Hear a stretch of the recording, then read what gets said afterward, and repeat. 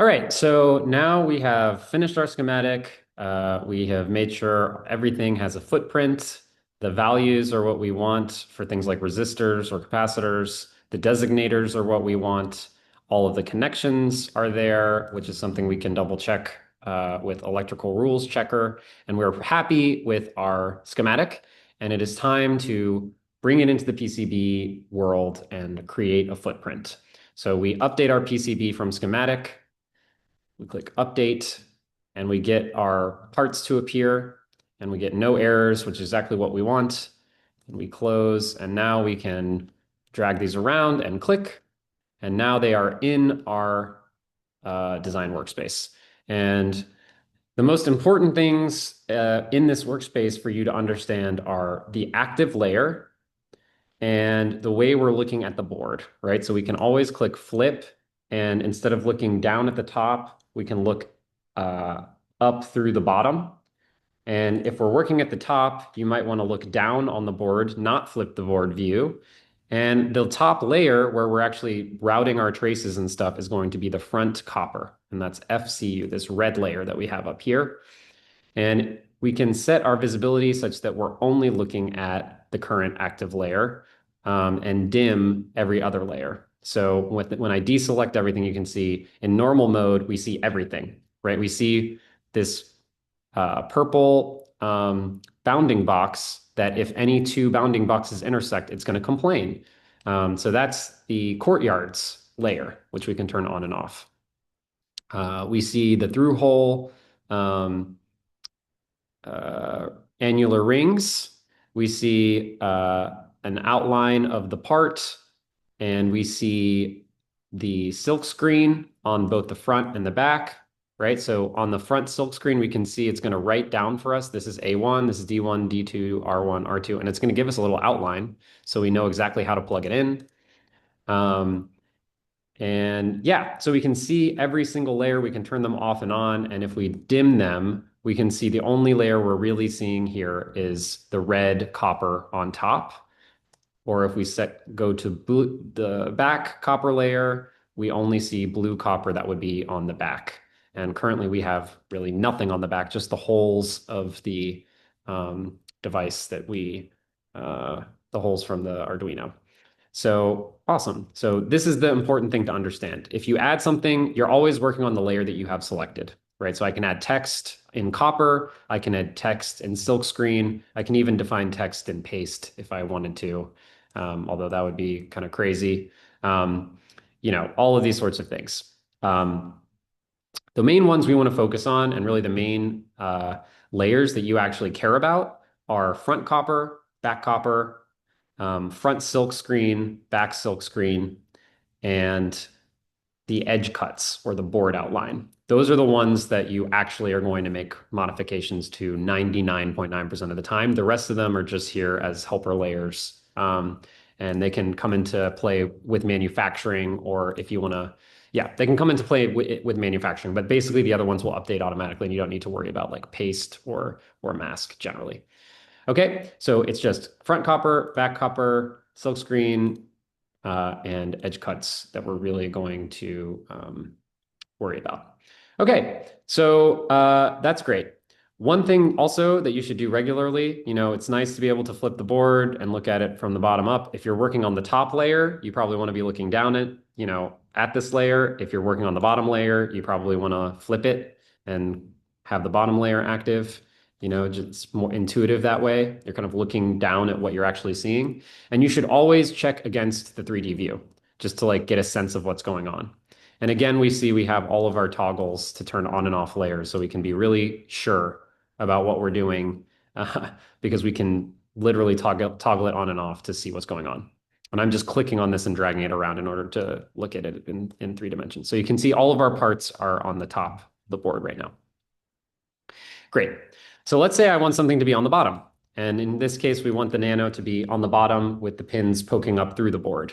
So as I grab it and I drag around, I can hit F to flip it, and it will now be on the reverse side of the board. So I could do that with any of these parts, right? And watch, if I hit F for this, it flips.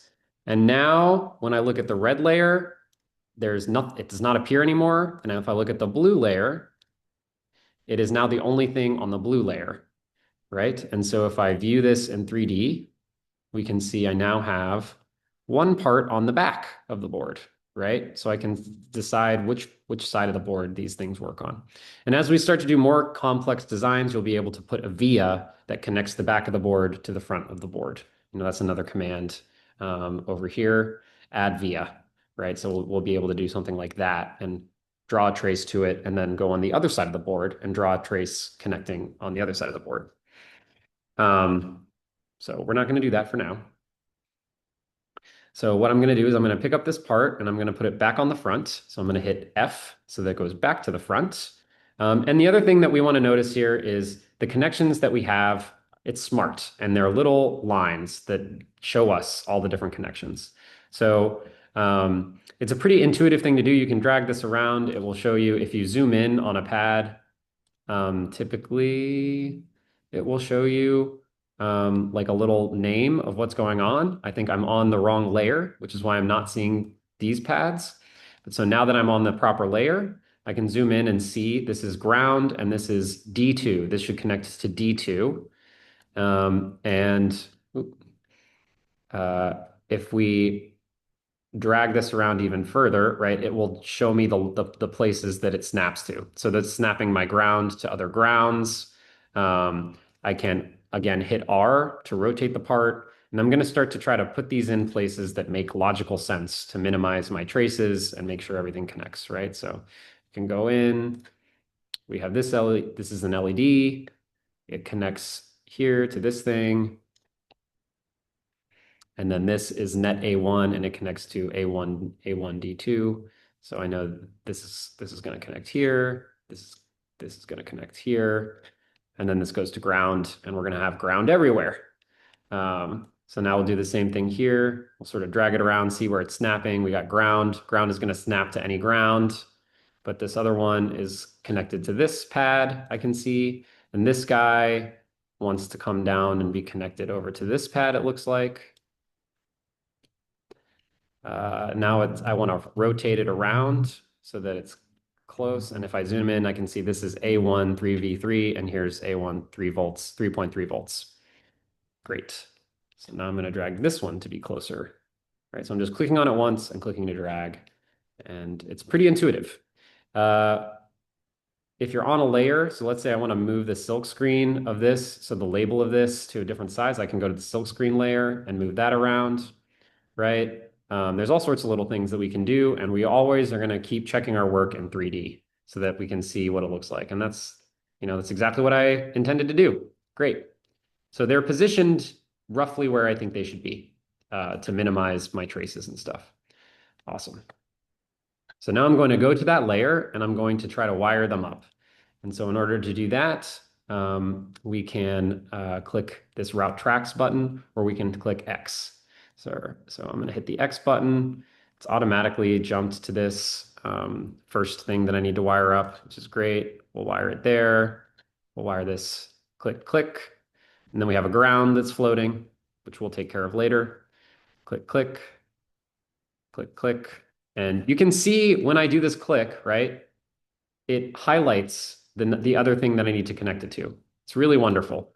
Like same thing, if I click this ground, so if I hit X and I'm going to try to wire from this ground, it's going to highlight all of the grounds in my circuit. And I can see exactly everything that I should wire this ground to be connected to, right? So it's very nice and intuitive. And you can also see it's smartly avoiding the things that it should not route to. And part of that is our design constraints, right? It's going to only route in ways that are acceptable to our design constraints. So I've wired everything up now except for grounds. And that's exactly what we should do.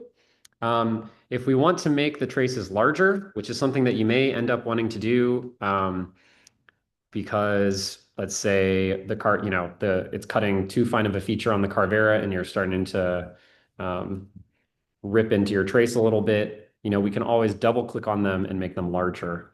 And that's going to be a problem. That's going to work well for us. And in general, when we're routing traces, you see it naturally will do sort of like 45-degree angles. And that is what we want. We really don't want to introduce any like really hard turns in general when we're routing traces. And that just makes it easier to mill, and it's just not a good idea to do that. So great, we have now it brought in our parts and started wiring them up, and we are ready to do the next couple of things, which is a board outline and a fill for our ground plane. So I will see you in the next video for those things.